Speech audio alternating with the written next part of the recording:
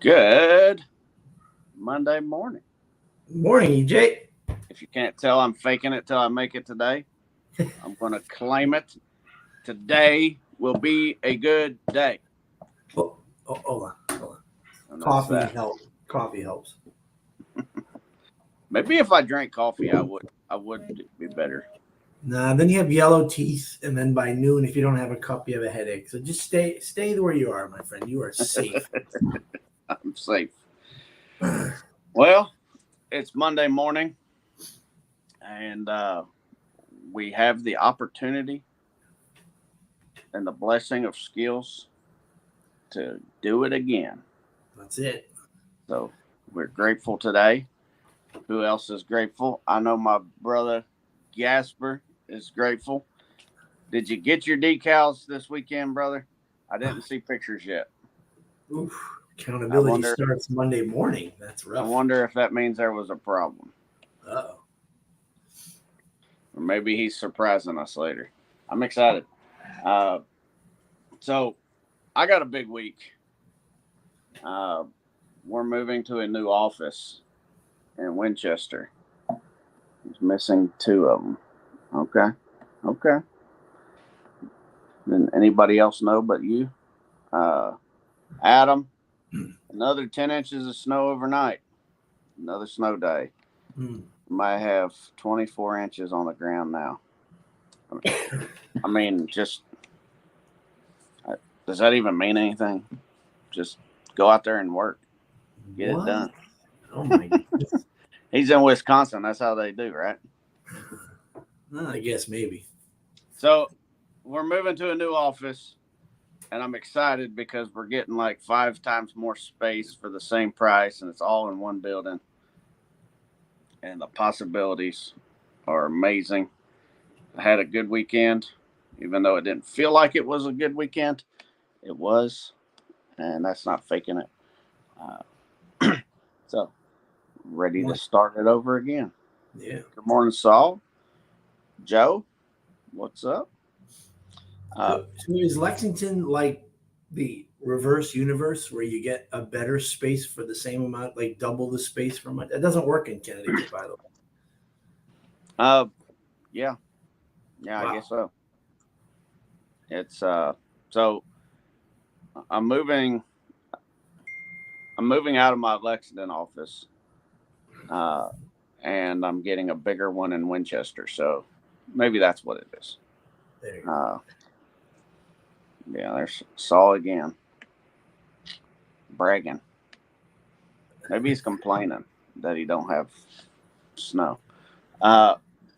So today on the morning grind, we're going to talk about the warning signs, how to pay attention to the warning signs, and how to see when things are not going well in your business and catch it before it cascades and you got a big old snowball like Adam, and it's 24 inches and it's growing and it's out of control.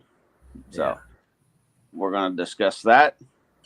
And if you have any other ideas or topics that you want to talk about, drop it in the comments. Let us know. I'm a little tired today. If you can't tell, I don't have all the energy. Oh, you're doing fine. You're doing a great job faking it, EJ.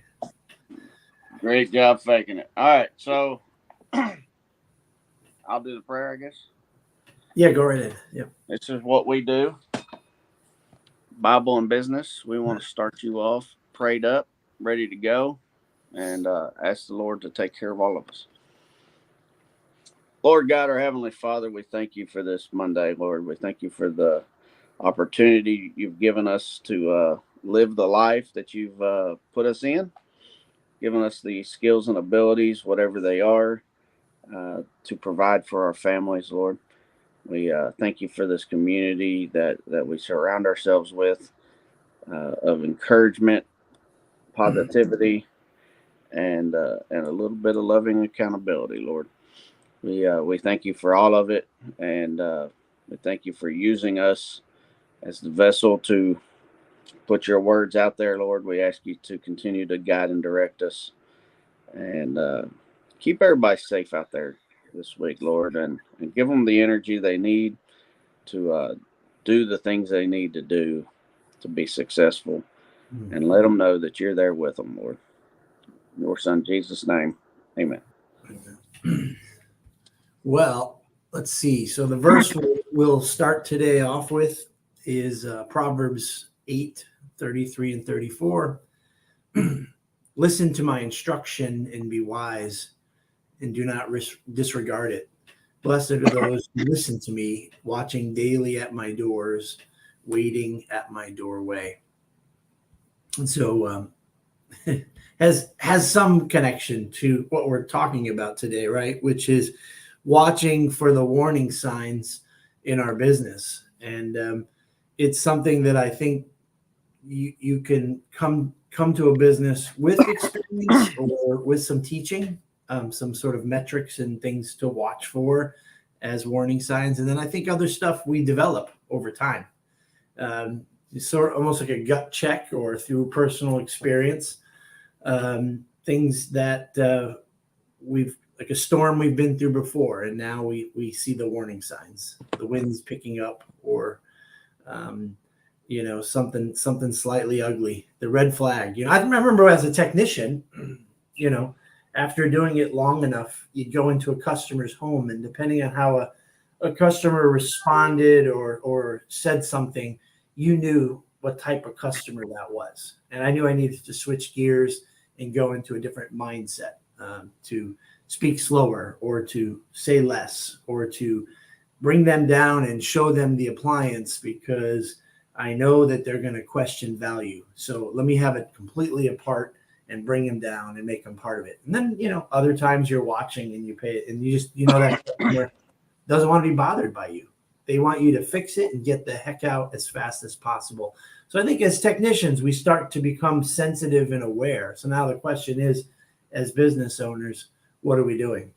So like, can you think of one of the first things that you, your first warning sign as with your own business and maybe with employees? What was some of the early things that you were like triggered by, and now you watch carefully based on your experience? Wow. Sorry, I'm choking up. You really touched me today. Yeah, right. Yeah. So I mean, there's warning signs, and then there's just signals that you got to pay attention to, right? Yeah. I love where you went with that, because I was thinking more of reading situations in the business, like trends, KPIs is where my brain was this morning on this topic.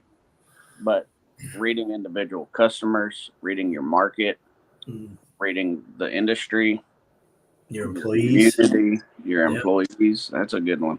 Yep. The very first one that hit me, I don't know if it's warning sign. Didn't feel like a warning. I just kind of followed. I do my best decision making when I'm informed and I'm paying attention, and I just kind of follow the path that's laid ahead of me. Yeah. Like the easy way. So when I started my business, I started it as a used appliance store. I wanted to just kind of hang out at the shop and flip appliances, and TK figured out quick that's not what he loves either. But I thought that would be cool, and then COVID happened. And, everybody had to close their stores. Unless you had 500 people in your store, you couldn't have 3. That's my joke. Lowe's and Walmart could stay open, but I couldn't. And I kind of followed the signs. And I didn't put a whole lot of thought into it, but I just paid attention. Like, hey, I'm paying rent on this store, but I can't have the doors open. This doesn't look like it's going away for a while. Maybe I should stop before I get too deep. And then I started getting more calls for service. And I realized the pattern was, well, they closed all of the manufacturing factories for a while. And the supply of new appliances went down. So people wanted and needed to repair more. Okay, switch lanes. Go this way. Traffic seems to be moving a little bit better over here. Yeah. But then the rest of it's more like watching the KPIs, knowing the trends of what's going on in my business, and paying attention to what works and what don't work. Uh, stuff like that. I mean, it's interesting, right? Because like take COVID out of it completely. Initially, you thought a used appliance store with a little bit of service was the model, but you were watching things and you were paying attention. And well, let's put it this way: COVID or not, you're in a completely different place than you thought you were going to be. So I guess that's something we got to be prepared for. Is that we can be somewhere completely different, and that's okay. But the only way to know it is to be in the driver's seat is to be watching for those signs, and you navigated those pretty well for sure. So that's pretty cool. So when you mention KPIs, do you talk about KPIs of revenue in your technician, or are you talking about KPIs of your whole business, or both? I mean, all of it. I've been big on KPIs from my previous management career, but where I just updated mine a couple weeks ago, and I'm looking at weekly KPIs now instead of monthly because I need to know these trends faster. And I like analyzing data. So I can see what the business is doing as a whole, and then I also have it broke down per tech. So which tech has the tendency to do this more often, or which one's better in this area, so that way I can coach them. So, that's a big part of it, is paying attention to what's going on around you so you can catch it. So I think as a business, if we were to think about some things, we probably need to know what we need to make each month to survive, to break even. Right. I think we have to be mindful of how many people it takes to answer your phones, right? So you at some point had your wife, and then it got bigger than your wife could handle her trying to navigate life and family and work. So it became a full-time CSR job, right? So like at Action Appliance, for maybe more than 10 years, we've been running like a weekly cancellation report, recognizing how many customers canceled previous week. And we knew that 8 to 10 or 8 to 12% after watching those metrics for years, 6 to 10% is normal. That happens. People are going to cancel for various reasons. And thanks to our software program, we were able to track the reason why. Now, not every customer is going to always be honest with you, but data is data. And if it said found somebody sooner in a certain territory that we covered, then we recognized it would be silly to continue to pay for Google AdWords and make the phone ring in that area if we're booked out a week or two and we're having cancellations. And so kind of watching the warning signs could save you hundreds and thousands of dollars a month just on your Google AdWords by watching your cancellation report. That's one that we've been doing a super at Action Appliance. I like that service area topic too. I mean, the ads is a big deal, but servicing certain areas, certain products, and certain routes, different things like that. So I did the cost of doing business report this year after ASTI, just like most people do. And the thing that clicked to me this year was how much it costs to run a service call. And more specifically, how much does it cost to run a warranty service call? And I had a couple warranty companies. I worked for 3 of them, and 2 of them I had to pretty much turn off after it smacked me in the face. So for example, if it costs you $90 to run a service call, I'm just pulling numbers out of my butt, so you guys ain't seeing my numbers necessarily. But if it's $90 is your break-even point, that's what your service cost should be, right? Or higher. If the warranty company's paying you $90, no matter how many times it takes you to go out there, are you making money? Yeah. And even if that number is $20 higher, are you making money? Mm. And then you got to know on average, how many trips does it take you to complete that call? So if it costs you $90 to complete a call or to go to a house on average, and it takes you on average 1.5 to 2 calls to finish a job, because nobody completes 100% first trip, right? Right. Then on average, it's costing you $150 to $200 to do that job, but you're only going to pay $90. Yeah.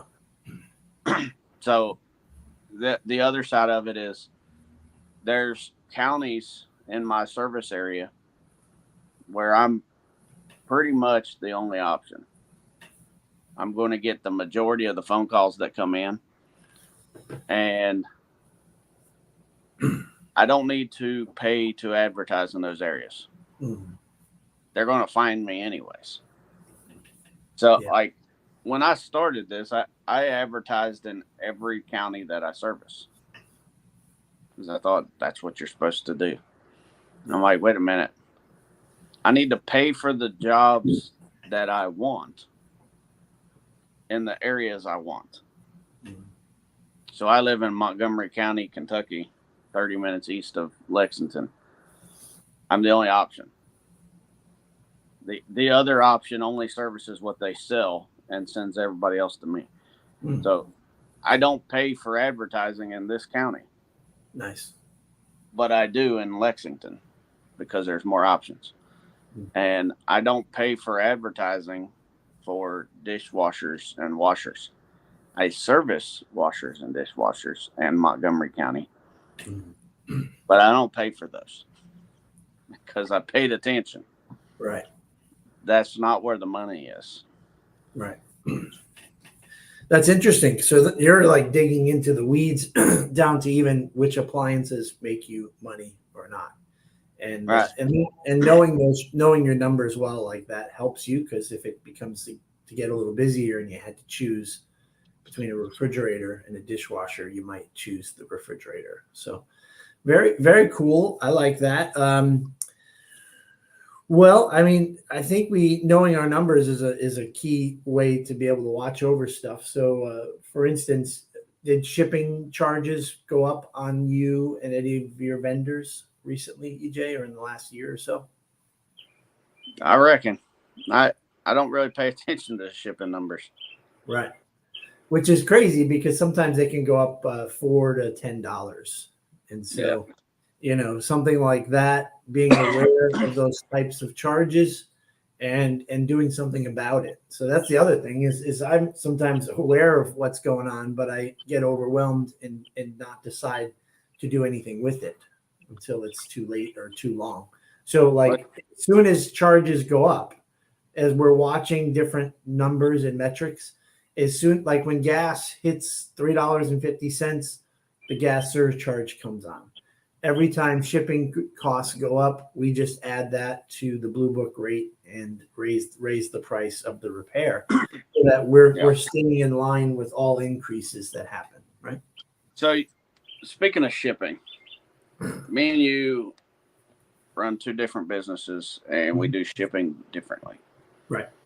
Right. We both live in an area where most of the parts we get come from over an hour away. Okay. I ship to my office, and you ship to the customer. Mm-hmm. I used to ship to my tech. Right. Well, first I shipped to my house, and then I shipped to the tech's house, and now we ship to the office. and now the office is centrally located where the techs pick up their own parts, Sure. and we can keep control of it. So through the trials, I've had to figure out, does it make more sense for profitability to pay to ship them one place, or does it make more sense for time and accountability to ship it to their house? And then you've got the decision of you remove the hassle of customers calling and asking for part updates because they know when they get the part because it'll be at their front door.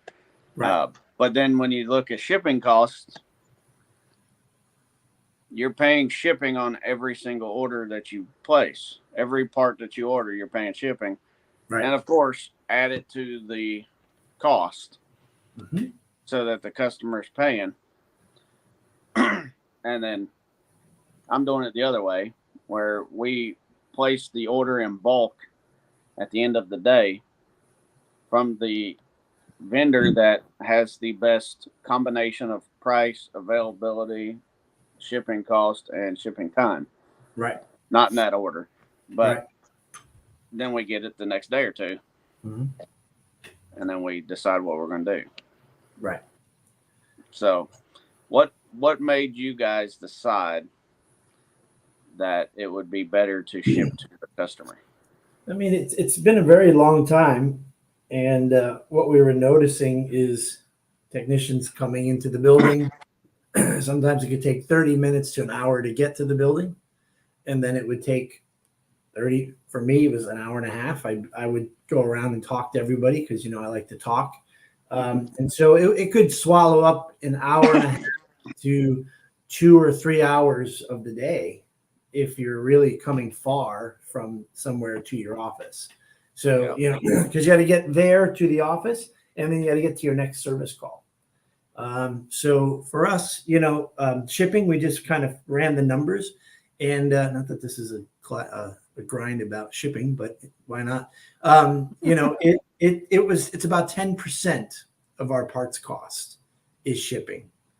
And so the charge that we add to every repair that's done that needs a part ordered is a little bit more than the cost of the actual shipping, so that we can do the processing of every order in the building. The paperwork side of it, instead of every single ticket needs to be touched for a minute or two by an employee to check it in, right?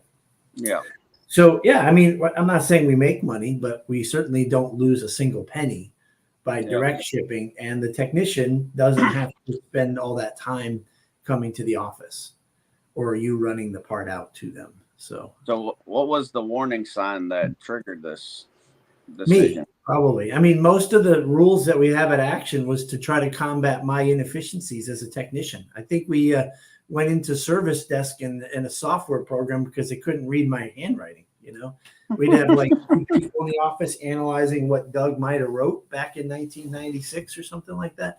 I feel like efficiency, it was a slam dunk for efficiency's sake. Now, every time the shipping gets more higher, it's starting to get a little scarier. I mean, at one point it was $3.99 for like ever to ship to the customer, and now we're up to $12. So it's starting to climb a little bit, and it could change for us. But the warning signs was that we would see if there was a huge spike in part ordering for the week, and we're a same day, next day one, I might have to go to the office 2 or 3 times a week to get a particular part to finish the job that was scheduled for the next day, or a second trip to the office that day because they added one more that was one street away or the same street for tomorrow. And I'd been to the office on Friday, and today's Monday. Now they're going to send me back in again so that I can maximize being on the same street the next day. That was like a win. That was exciting to say, like, this is so cool. I mean, drive time between calls is 3 houses. What a home run. What a slam dunk. But what I had to do was take an extra trip to the office to go get that second part that just came in last minute. So it kind of washed out the efficiency of 1 to 3 in one street. Yeah. So just theoretically, if you could order all your parts from one place Mhm. and not pay any shipping,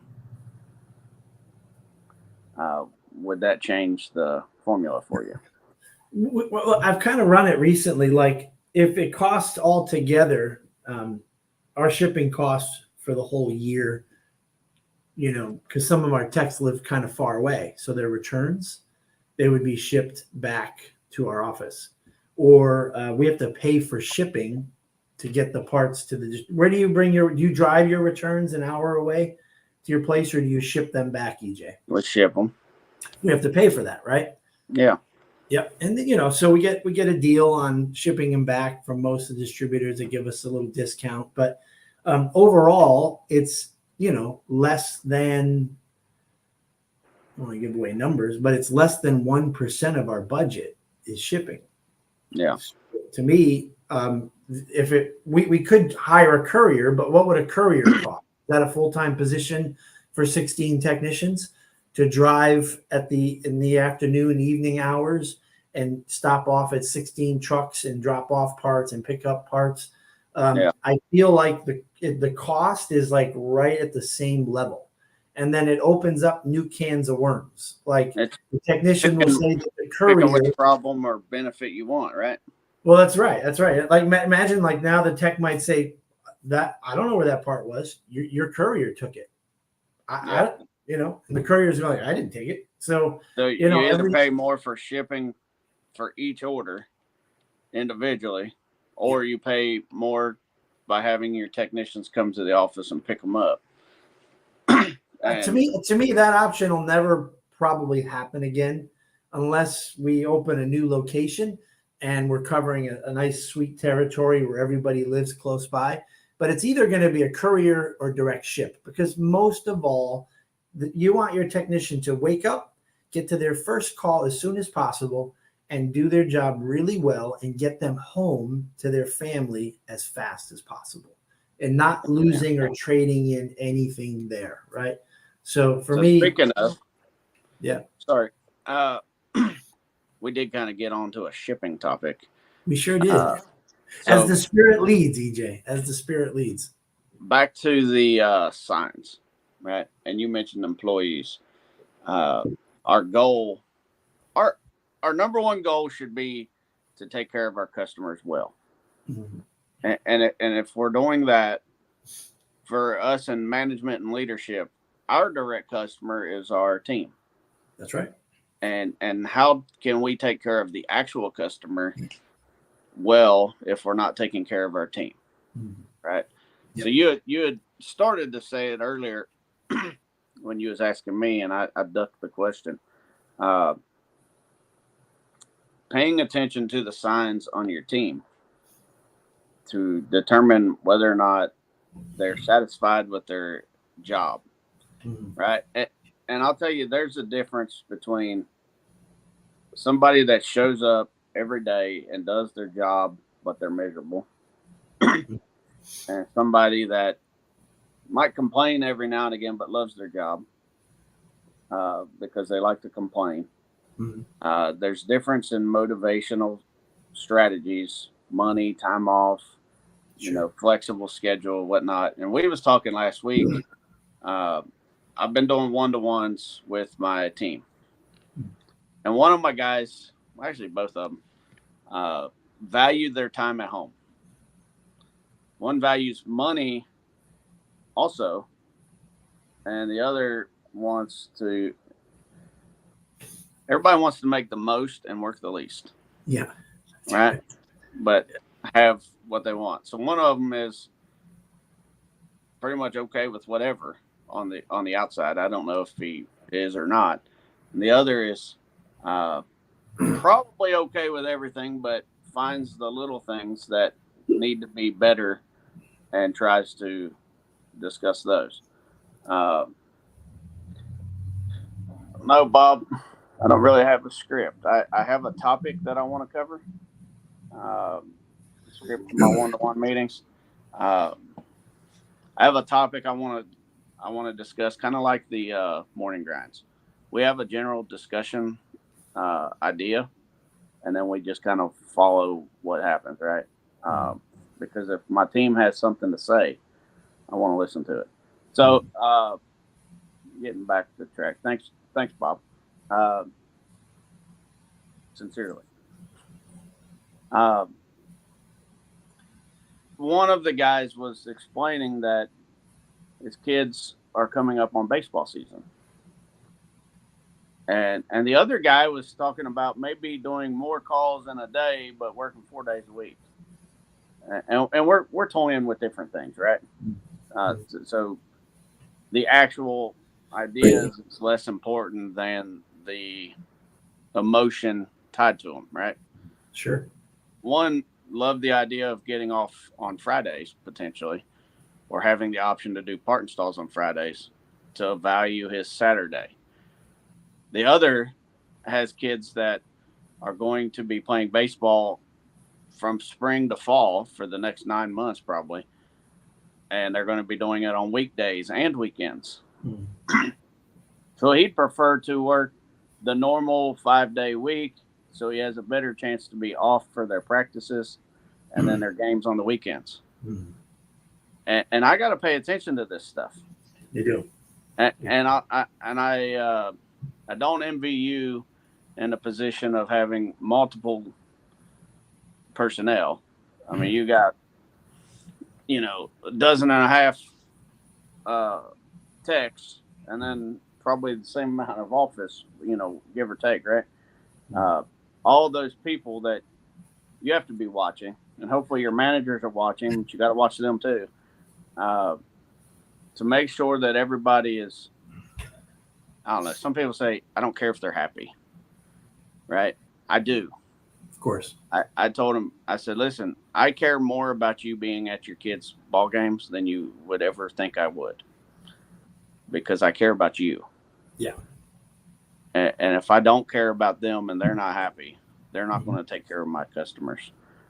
And they're going to look for jobs, and then I'm going to have half as many customers. Well, and that's why I like being your friend, because we like a good company culture. We like to make the people that work with us happy. We like to serve alongside in a healthy way as a team.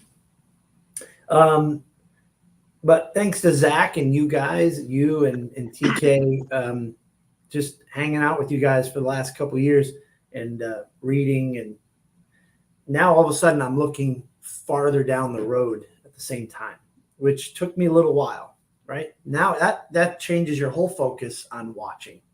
I used to be very reactive. I mean, Paul Hartland, who's on here all the time, sometimes he'd go, can I sometimes just tell you what I'm thinking and you don't need to fix it? Because I was just ready to respond. And sometimes he just wanted to vent. And I'm sitting there coming up with some, huge way to fix that. And so that took me a little while. But now that I'm looking forward, there's a whole new set of fears, EJ. I got 2 technicians that are in their late 50s that have been doing it for more than 30 years continuously. How much longer are they going to keep doing that? And so as you sit there on the weekend, if you own a business and have some employees, and you're thinking like, all right, we got just enough techs, we got just enough office staff, everything's going really well. I mean, times are going to change and things are going, and you're going to have to react. And I thought to myself, basically, I'm finding peace and rest in my current situation, and I'm relying that nothing changes. Yep. Which is never going to be the case. And so now I've got this curse, but this blessing.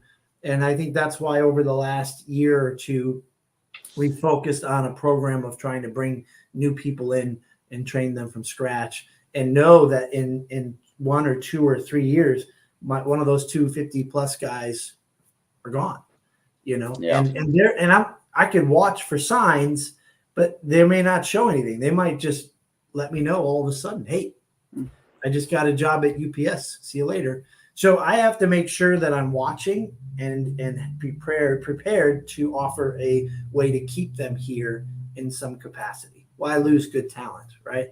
Same thing goes with somebody who's been doing it for 10 years. I don't know. Numbers trigger us. 10 years I've been with EJ. You know, like what's my future going to be like? Where can I go in this company? I don't see anywhere I can go in this company. Yeah. So now all of a sudden they start looking for a new job somewhere else, a service manager or some sort of, you got to know where they want to be, and you got to be prepared to watch for Yep. the signs and make an action or to do something to replace them or to find a new place for them in the company, right? That's exactly where I wanted to go with that. As you're talking, aces in their places, right? One, the warning sign. Well, you can see they're getting older. Yep. There's that. Maybe there's complaints about pains and aches that they didn't complain about before. Maybe the efficiency numbers start to slip up in age. But back to the one-to-one meetings, you need to know. Like I went through a management training previous to this field, and I said, know your team, all of them. And there was that pause, and I was like, "Ooh," because in that split second, I was like, "Yeah, I know my guys," and I had about 10 of them at the time, and I was like, "Yeah, I know them, all of them." But there's that one or two that I don't really like, and they're hard to talk to. But those could be the ones that surprise you. So I like to, maybe too much, I ask them in the one-to-one meetings, what's going on? What are you looking for? What do you want? What can we do better? There's the MOLO meeting style. Bob may be alluding to more of, less of. What do you think we should do more of? What do you think we should do less of? What should we start doing? What should we stop? I say it like, is there anything that we can do differently or better to make your life better, make your job easier? Do you think our customers might appreciate more? What do you want to do in 5 years? Where do you want to be? And I'll tell you early on, and this, we talked about this last year. I hired 5-Star Mike as a tech. He's great with customers, right? He's good at fixing things. He had his struggles as the full tech, right? Because he didn't like the struggle. And at the same time, he's an age where the body hurts more, and he didn't know that he wouldn't be able to do all of this stuff. And I was like, okay, I got you. Instead of looking for another job, we were able to have that conversation. And it's like, I want you in this other spot anyways. Yeah. Because I think you're going to be better here. So I worked it out. Maybe you got an excellent employee, but they're really not good at answering the phones. But that's the role they're in. But they're really good at doing spreadsheets and data and filing reports and analyzing stuff. Maybe you could put them in that role. Sure. And still be beneficial. Not making up jobs just to make people happy, but finding a spot where they can be more productive. Well, and you know something, EJ, we're currently working very specifically on what you were just talking about and what Bob's talking about. Like a script. We've got to be intentional when we meet with our guys. I was letting my service manager know recently, when you meet with them, maybe you should let them know a couple days in advance. So it's an appointment. It's an intentional effort to take specific time aside to meet with that technician and to talk and to see how they're doing. right? And because you could do it, like Brian has at least 11 technicians that he has to try to meet and see every month. And so maybe he meets a guy to bring him a part or helps him with the 2-man job, and he kind of covers all the things that you want to discuss in a 1-to-1. But that technician has no idea. And Brian's checking it off the list. Okay, he's good. I did that. So be intentional. Let them know this is a special time. The other thing that lately we've been working on is how that script goes. I love that Bob called it a script. To me, I used to ask that question too, right out of the gate, EJ, is how are things going? What do you have? What kind of feedback do you have? And I've realized that I'm like the guy in the guard tower. I have a bigger perspective, and this is where I'm at all the time. And they're down lower and at the front line level. And for me to go and ask them a big picture question off the cuff, their mind isn't quite into it. So I've decided to move that question towards the end of that 1-to-1 time. So be consistent about it. So look at your revenue numbers, look at your callbacks, your walks, your average per call, your KPI numbers, look at the reviews, look at the callback notes, look at issues that they're doing, things they're doing well on and things that they're struggling with. And then, set a goal. Hey, listen, these are 3 areas that I think you can do better in. Let's work on this one here, and we'll meet up next week and we'll deal with that. Now, what you've done is you've had this conversation that's a bigger picture conversation about their whole performance, which also involves the company, by the way. How 5-Star Mike is dispatching, the area that you've got them in, the type of customers, the way the customers are going, like maybe pre-tax season, everybody's being really safe with their money, and that technician says, I was really struggling this last couple of weeks. You're having a big picture conversation, and now you say, hey, so what do you got for us? From your vantage point, what do you think we can do differently or do better? And you'll have a better success, I believe, of having good, healthy interactions. You're going to get guys that are going to be defensive because you may have just talked about their high walk rate or their high callback rate, and their feedback might be, stop sending me in that neighborhood because that's why I have those problems. But you can sort through it. I mean, even those are great conversations to have, like, hey, you send me to the poorer neighborhoods. That's why I can't sell jobs. And we all know that that's not a real thing or a true thing. You don't argue with him, but you work alongside. But I do think the script is great. I think the same kind of conversation, making it intentional that they know that meeting is going to happen, and setting a goal. And then when you meet again in a month or whenever you meet again, start with the goal. So how was keeping your van neat? How long did that last? Let's take a look at it. Oh, it looks great. Was that hard? Was that difficult? And if they're still struggling, you don't have to beat them up right there on the spot. You can just say, okay, cool. And then you do your KPI numbers, you do your walk, your callback, and then you get to it and you go, hey, I think we should stick with the same goal again. What do you think? Let's keep on working on getting your van clean. And they know that the next time you meet, what's the first thing you're going to talk about? The van. The goal, right? And the stretching and growing of the goals. So that would be my script of the 1-to-1s with the guys. Good call. Yeah. There was before we close, there was the thought from this book. It's where we're getting our topics recently. Business ground rules. Be great in business. Today I want to read a little excerpt just to think about. So ask yourself, is this deal headed for success? What's the best use of my time right now? These questions will help raise your self-awareness and help you understand your motives and actions for doing what you do.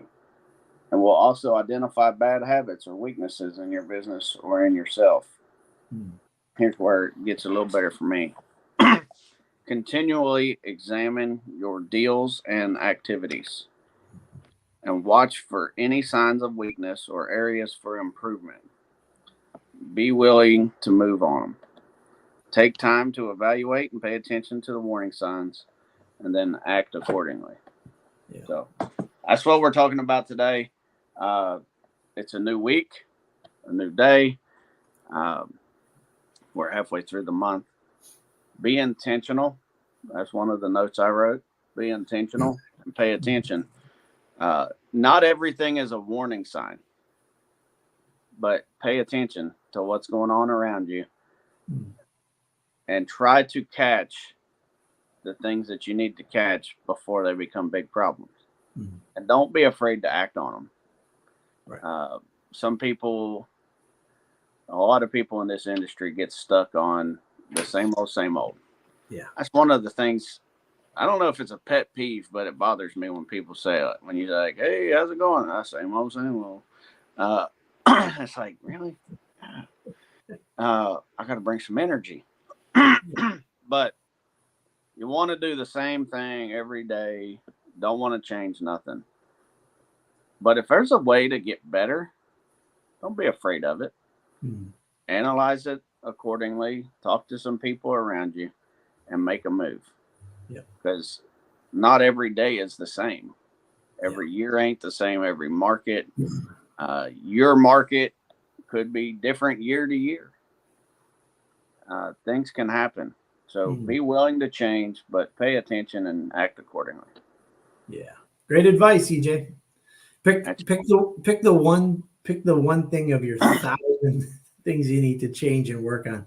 Pick the one that has a very big impact, because it is so much fun to overcome one of those challenges. It creates a momentum and it creates an energy that you just never thought you would have, especially for you guys. I've seen thanks to Ginny, we're seeing all these people throwing up their company profiles. What do you call them? The org charts. Org chart, right? Thanks to Shayna and Ginny. And it's like, you have to put yourself in 12 places in your company. To me, it's kind of like me thinking about going back on the road. Like, I'd be like, oh my God, I could never do it. I could never go back to fixing 8 to 9 appliances. I would just die. Now I know I would get used to it and get back on the horse, but for you guys, I don't know. That's a good question. Maybe that, but to have to wear 7 to 10 hats in a business, it does seem exhausting.